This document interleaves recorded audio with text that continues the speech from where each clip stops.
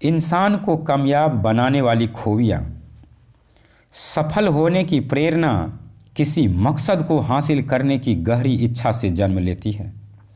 Napoleon Hill ने लिखा है, इंसान का दिमाग जिन चीज़ों को सोच सकता है या जिन चीज़ों पर यकीन कर सकता है उन्हें हासिल भी कर सकता है।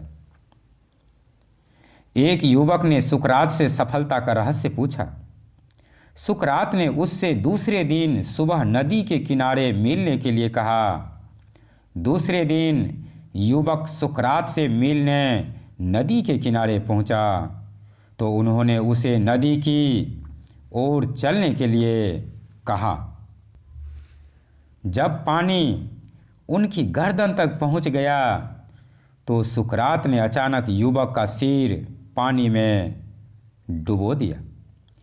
युवक पानी से बाहर निकलने के लिए छटपटाने लगा, पर सुकरात काफ़ी मजबूत थे। उन्होंने युवक को पानी में डुबोए रखा।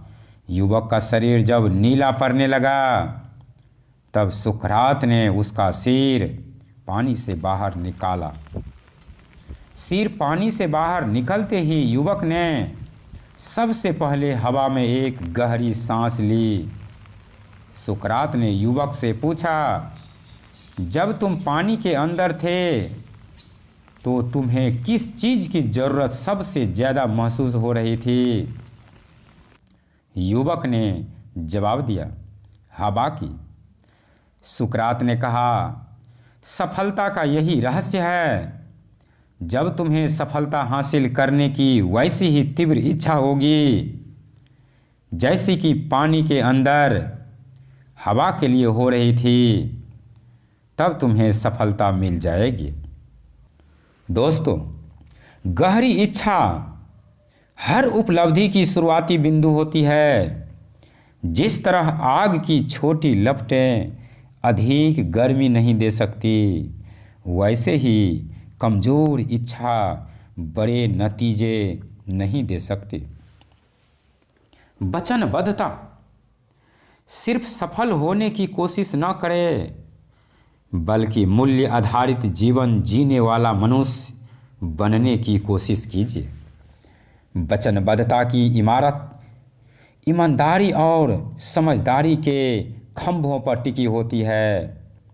इस बात को उस मैनेजर ने बहुत अच्छी तरह जाहिर किया था जिसने अपने स्टाफ के सदस्यों से कहा, ईमानदारी का मतलब यह है कि पैसे का नुकसान होने पर भी अपना वचन निभाएं, और बुद्धिमत्ता का अर्थ यह है कि ऐसे बेवकूफ़ी भरे वादे न करें। समृद्धि और सफलता हमारे विचारों और फैसलों का नतीजा होती है। हमारे जीवन को कैसे विचार प्रभावित करेंगे, इसका फैसला हमें ही करना है। सफलता इत्तेफाक से नहीं मिलती, यह हमारे नज़रिए का नतीजा होती है। दोस्तों, जीत के लिए वचनबद्धता बहुत ज़रूरी है। जीत के लिए खेलने और हार से बचने के लिए खेलने में बहुत बड़ा फर्क होता है। जब हम जीतने के लिए खेलते हैं तब पूरे उत्साह और वचनबद्धता के साथ खेलते हैं, लेकिन जब हम न हारने के लिए खेलते हैं तब हमारे खेल में कमजोरी होती है। जब हम हार से बचने के लिए खेलते हैं तो दरअसल हम नाकामयाबी को टालने के लिए खेलते हैं। हम सभी जीतना चाहते हैं, लेकिन जीत की तैयारी की कीमत चुकाने के लिए बहुत कम लोग तैयार होते हैं।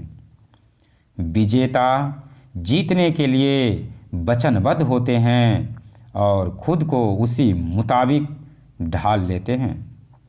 जीत के लिए खेलने के पीछे कोई प्रेरणा होती है, जबकि हार से बचने के लिए खेलने का कारण हताशा होती है। हमें आदर्श परिस्थितियां कभी नहीं मिलती, वैसी परिस्थितियां कभी बनेगी भी नहीं। आप लक्ष्य तक न तो किनारे खड़े रह कर पहुंच सकते हैं और न ही धारा के साथ बहकर। आपको कभी हवा के साथ तो कभी हवा के विपरीत नाव खेनी होगी, लेकिन उसे लगातार खेते रहना होगा। कभी किसी कोच या खिलाड़ी से पूछिए कि सबसे अच्छी और सबसे घटिया टीम के बीच कितना फर्क होता है। दोनों टीमों के खिलाड़ियों की शारीरिक क्षमता, प्रतिभा और योग्यता में बहुत मामूली फर्क होता है।